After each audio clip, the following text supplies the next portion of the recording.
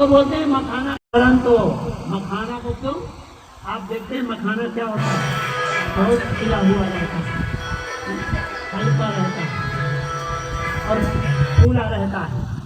तो इसीलिए मुर्दे के ऊपर डालते हैं कि जो तुम फूले फूले फिरते थे, अब आज आपकी फूलापन चला गया। मन फूला फूला फिरे जगत में कैसा नाता, कबीर साहब का ये पद है। कहते हैं मन फूला फूला फिरता है, कितना अहंकार करता है। महाराज सब संत महात्मा कब से कहते रहते कि जो भी है सब बाहर यहाँ आगे आ जाओ, सामने बैठो। हमारे यहाँ बैठने का ही तरीका नहीं है। सब लोग जो कहीं इधर बैठा कहीं उधर बैठा, क्यों नहीं है बताओ? उसका मूल कारण है कि हमारे यहाँ एक दो जगह ऐसे है नहीं कि जो लोग उनको उठा के और जाता है कि चलो यहाँ बैठो यहाँ बैठो। बड़ी बड़ी सभाएं होती हैं, हमारे असम साहब की सभा होती है, आप देखना उनके आदमी लगे रहते हैं, कोई इधर उधर कोई बैठेगा ही नहीं, जहाँ वो बैठाएंगे वहीं बैठना पड़ेगा। हमारे यहाँ तो संत महात्मा कहते रहते हैं और सुन लेते हैं बस कि भाई चलो सब मिल करके बैठे। जो लोग पीछे आएंगे बैठते जाएंगे, पर नहीं। अब उधर माताएं बैठे हैं, फिर भी माताओं को पीछे बैठे हैं भाई लोग, अरे भाई इधर बैठो। जब कबीर साहब कहते हैं आधे बसे पुरुष आधे बसे जोश, आधा बहनों का है तो आधा इधर पुरुषों का है, तो पुरुषों को पुरुष की तरफ बैठने दें। वो नहीं बैठते, उन्हें पता ही नहीं है। जैसे मेला में बैठे हैं, बस मेला में क्या होता है, मेला में सब बैठे रहते हैं ना, पत्नियां भी बैठे हैं, बच्चे भी बैठे हैं, लड़कियां भी बैठी हैं, पुरुष भी बैठे हैं, सब साथ बैठे रहते हैं। पर सत्संग में ऐसा नहीं होता। तो इसीलिए बोलते हैं उन्हीं पर असर होता है। और असर किस पर होता है? शब्द का बताओ। शब्द का असर उसी पर होता है जो जिंदा होता है, और मुर्दा पर कोई असर होने वाला। मुर्दा की चाहे आप स्तुति करो चाहे प्रार्थना करो, मुर्दा ना आपका सुनेगा, ना आपका जागेगा, ना वो हंसेगा। और जिंदा क्या करता है? जिंदा सुनता है, आपकी बात भी सुनता है, हंसता भी है, बोलता भी है, रोता भी। दोनों काम कौन करता है? जिंदा करता है। आप लोग आगे हो तो हो जाएगा। हाँ, आप लोग आगे हो जाओ। परंतु वो बात नहीं जाती, वो आकड़न नहीं जाता, वो अहंकार नहीं जाता। संतों ने कहा है मिटा दे गड्ढा में है को, इसमें। यदि कुछ मत वाचा है आगे हो जाओ कि दाना खाक में मिलकर बुरे गुलजार आ जाओ। आज इसमें सब बहुत से किसान हैं वो जानते हैं, जब बीज बोया जाता है खेत में तो दामर रोड में बोल दो तो उगेगा? यहाँ नहीं उगेगा। कहाँ उगेगा? वो कहता है जब उसकी हस्ती मिट जाएगी, वो दाना जब मिट जाता है तब अंदर कीचड़ में फंसता है और फिर उसमें से दाना निकलता है, उसमें से कलियां निकलती हैं, फिर वही बड़ा विशाल वृक्ष हो जाता है। कबीर आप कभी भरूच जाओ ना गुजरात में, तो लगाया हुआ आपसे जो है 626 वर्ष 27 वर्ष हो गए, तो उस समय का लगाया हुआ वृक्ष साहब का 600 वर्ष पहले का आज देखो तो उसके मूल का पता नहीं है, पर लाखों लोग उस वक्त के वृक्ष के नीचे रहते हैं। तभी ये शुक्ल तीरथ आएगा। उस शुक्ल तीरथ में 5 दिन का कबीर मेला भरा था। तो इतना बीज बड़ा, और उसका बीज देखो तो कितना छोटा होता है, बीज कितना नाना होता है, मालूम ही नहीं पड़ता है। और उस बीज के अंदर इतना विशाल वृक्ष समाया रहता है। इसी प्रकार से हमारे यहाँ के जो कर्म होते हैं वो भी उसी तरह से वो सूक्ष्म रूप में रहता है। जैसे वो बीज जो है सूक्ष्म रूप में रहता है, वो वृक्ष बीज के अंदर वो वृक्ष जो है सूक्ष्म रूप में रहता है। इसी प्रकार से हमारे यहाँ के जो कर्म है ना वो भी दिखाई पड़ते नहीं, वो भी सूक्ष्म रूप में रहते हैं। और आप देखते हैं ना ऐसे भाई हमारे यहाँ कहा गया है कि बड़े भाग मानुष तन पावा, है ना, बड़े सौभाग्य से बोलते हैं मनुष्य शरीर मिला है। पर आप देखिए बड़े भाग कहा गया है, पर मनुष्य शरीर का क्या है? कितने मनुष्य ऐसे हैं आप देखते हैं कि कुत्ते को कितने साधन सुविधा देते हैं लोग, बताओ। हमारे यहाँ कहा जाता है गौ की सेवा करो, गौ पालो, गोपाल कहा जाता है। भगवान कृष्ण को क्या बोलते हैं? गोपाल। तो बोले गौ की रक्षा करो, गौ का सेवन करो, तो आपको क्या मिलेगा? घी मिलेगा, दूध मिलेगा, मक्खन मिलेगा, मलाई मिलेगा खाने। पर हम नकल करते हैं, गाय का तो पालन नहीं करते, किसका पालन करते हैं? बताओ, बोलो ना। कुत्ते का पालन करती हैं, बोले लोग कुत्ता पालते हैं। अब कुत्ता से घी दूध मलाई कहाँ मिलेगा बताओ? यदि गाय पालेंगे, कैसा भी गरीब इंसान हो, यहाँ चित्रकूट धाम में पहले हम लोग जाते थे, अभी भी होगा, वो सिद्ध महात्मा हैं जो उनका नाम सिद्ध बाबा, तो यही एक आदेश देते थे, जो भी वहाँ जाते थे अपनी विनती करे, प्रार्थना करे, तो यही बोलते थे कि आप जाओ गौ का पालन करो। और गौ को लेकर के वो आते थे, धीरे धीरे वो धनवान हो जाते थे। गोधन होता था पहले के जमाने में, आप जानते हैं, गोधन, गजधन, बाजधन और रतन धन खान, और जब आवे संतोष धन तो सब धन भूल समान। उस जमाने में गाड़ी मोटर नहीं थी, इसीलिए कभी ने ऐसे नहीं लिखा कि कार धन, गाड़ी बंगला भी बहुत कम होते थे, झोपड़ियां रहती थी, और झोपड़ियां कितनी अच्छी लगती थी। ऋषि मुनियों के देखो, जहाँ भी देखो फोटो में झोपड़ी है, बाग है, बगीचा, ऐसे महल नहीं रहते थे। अब आज क्या करें, लोगों को एसी चाहिए, तो संत महात्मा भी एसी लगवा देते। एसी नहीं मिले तो कैसे हो जाए, बड़े परेशान हो जाए। हमारे स्वामी जी हैं, बैठे हैं अभी यहाँ, उनकी थोड़ी तबियत नरम है, तो बोलते हैं तुम लोग पंखा चलाते रहे। तो अब भाई लोग पंखा बिना कैसे रहे, देखो यहाँ भी पंखा चल रहा, गर्मी है। आप घर से रहते हैं तो एसी में, गाड़ी में बैठते हैं तो एसी में, और अपने ऑफिस में जाते हैं तो वहाँ भी एसी में। बिना एसी के आज चलता नहीं है। पर ये संत महात्मा सब और आप सब जो यहाँ बैठे हो, अब एसी की व्यवस्था नहीं है, परंतु फिर भी यही तपस्या है, और कोई तपस्या नहीं है। ये तपस्या है, हमारा सहन करें, सुख और दुख दोनों भी आए, तो इस प्रकार से सुख हो दुख हो दोनों को सहन करना, और थोड़े समय के लिए रहता है। तो बोलते हैं, हम कहते बड़े भाग मानुषन पावा।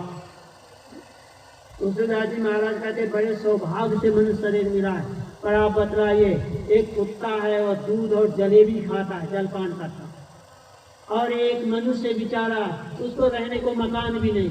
ये तो सरकार आज लाखों नहीं करोड़ों मकान बना बना कर दे रही है। नहीं तो कितने लोग हैं बेघर, बेदर, बेपर, जिनको रहने के लिए मकान नहीं है, सड़क में फुटपाथ पर पड़े हुए हैं, जिनको पहनने के लिए शरीर में कोई वस्त्र नहीं है, कपड़ा नहीं है, और जिनको खाने के लिए भी कोई, खाने पीने के लिए कोई वस्तु नहीं। तो बेघर, बेदर, बेपर, ऐसे मनुष्य शरीर। अब उसको कहें कि तुम बड़े भाग मानुषन पाओ। कौन सा बड़ा भाग है बताओ? बड़े भाग तो यह है कि बड़े भाग कुत्ता तन पाओ, जो कम से कम ऐसे की गाड़ी में घूम रहा है, दूध जलेबी खा रहा है, कितनी सुंदर व्यवस्था है उसकी। और ऐसे भी कुत्ता आपने देखे होंगे कि बेचारे इधर उधर दौड़ते रहते हैं एक एक टुकड़े के लिए। हमने तो देखा कई ऐसे कुत्ते होते हैं, उनका पीठ और पेट दोनों एक हो जाता है, फिर भी बेचारे को जब नहीं मिलता तो अपना मुंह नीचे दबाकर बीच में और ऐसे आंख मूंद के सो जाता है। तो ये क्या है? जो उसने दिया है वो आज मिल रहा है, जो हम आप भी दिए हैं वो भी आज मिल रहा है, और यदि आज देंगे तो फिर कब मिलेगा? फिर आगे मिलेगा। इतना बड़ा कार्यक्रम साहब जी रखते हैं, दरबार से रखते हैं, तो हम आप सब सहयोग नहीं करेंगे तो कैसे होगा बताओ? हमारे यहाँ ऐसा सहयोग की भावना कम है, सेवा की भावना कम है, क्योंकि उनको पहले से ज्ञान दे दिया जाता है ना, तुम तो आत्मा हो, बस तुम अजर हो, अमर हो, अखंड हो, विनाशी हो, बस कुछ करने की जरूरत नहीं। सेवा नहीं कराई जाती। अभी हमारे अहमदाबाद में प्रोग्राम था स्वामीनारायण का, और वहाँ पर उत्सव मनाया जा रहा था, उनके गुरुदेव जी की बरसी मनाई, शतक मनाया जा रहा था, 100 साल पूरा हुआ। तो मालूम है कितने? 80,000 स्वयं सेवक के बतलाई, और यहाँ कितने हजार बैठे होंगे बताओ? वहाँ खाली सेवा करने वाले 80,000 थे। कोई भी सड़क से आप आएंगे जाएंगे, वहाँ सेवक लगे हुए हैं और आपको बताएंगे यहाँ जाओ, और वहाँ जाएंगे आप यहाँ बैठो, यहाँ भोजन पाओ। कितनी सुंदर व्यवस्था। आप क्या देखते तो उनके संदास बाथरूम कितने साफ बदलाई। और बड़े बड़े जो धनपति लोग, ऐसा नहीं कि गरीब, बड़े बड़े धनपति लोग जहाँ ड्यूटी दी जाए वहीं ड्यूटी करेंगे। उनको कह दिया कि संडास सफाना है तो संडास सफाई में शुरू कर देंगे। और यहाँ तो बस आते हैं संडास गंदा जरूर कर देंगे पर पानी डालेंगे नहीं। ये तो महात्माओं का काम है सफाई का। बात भी सही है, महात्मा तो सफाई करेंगे। महात्मा आपकी गंदी भी सफाई करेंगे। महात्मा आपके काम है, क्रोध है, लोभ है, राग है, द्वेष है, ये सब गंदी तो है। तो सब कौन सफाई करेगा? ये महात्मा ही सफाई करेंगे। इसीलिए तुम लोग कहते हैं परोपकार वचन मन छाया असंतन सहज स्वभाव भग राया। ये तो महात्माओं का काम ही है, हमारा काम नहीं है। क्यों? क्योंकि हम तो आचार हमारा क्या करना है, सेवा जानते नहीं है और सुनते हैं कि सेवा से मेवा, टहल से महल। जो व्यक्ति सेवा करता है उसी का नाम होता है। भगवान राम के दरबार में आपने देखा, दरबार जहाँ भी दरबार में आप जाए और यहाँ आपने राम दरबार में गए हो, देखे होंगे, तो वहाँ जब दरबार लगती है तो चारों भाइयों को और महारानी सीता जी, राम जी बैठे हैं, लक्ष्मण जी खड़े हैं, भरत जी खड़े हैं, पर नीचे बैठकर हाथ जोड़कर कौन बैठे हैं? बोलो ना। हाँ, हनुमान जी बैठे हैं। हनुमान जी बैठे हैं, क्यों बैठे? हाथ जोड़ के सेवा में। और जो हनुमान जी ने सेवा किया है, इसीलिए आज आप देखते हैं उतने राम के मंदिर नहीं मिलते हैं जितने हनुमान के मिलते हैं। ये सेवा का फल है। इसीलिए भगवान राम अपने मुखारबिंद से कहते हैं मुझी सेवा के समय प्रिय को नहीं। बोलते सेवा आप करेंगे, आप कहीं भी जाइए, जहाँ आप सेवा में लगेंगे सब लोग आपको प्यार करेंगे। पर हम तो सेवा करते नहीं, क्योंकि हमारे यहाँ बाल बल से सिखाया नहीं जाता, संस्कार दिए जाते, संस्कार नहीं दिए जाते। इसीलिए उन संस्कारों को हम समझ नहीं पाते हैं, जान नहीं पाते हैं। ये हमारे गुरुजन महात्मा हमेशा बतलाते रहते हैं कि सेवा करो। प्रातः काल उठते, आप बताइए एक सेवा हम मिलेंगे। प्रातः काल उठते भगवान राम क्या करते थे बताओ? प्रातः काल उठते ही क्या करते थे? चाय पीते थे, बीड़ी पीते थे, क्या करते थे? प्रातः काल उठ के रघुनाथा और माता पिता गुरु नावे, माता को प्रणाम करते थे सबसे पहले और पिता को प्रणाम करते थे, फिर गुरु को प्रणाम करते थे, संतों को प्रणाम करते थे, बड़े बूढ़ों को प्रणाम करते थे। क्यों? कि ऐसे संस्कार दिए जाते।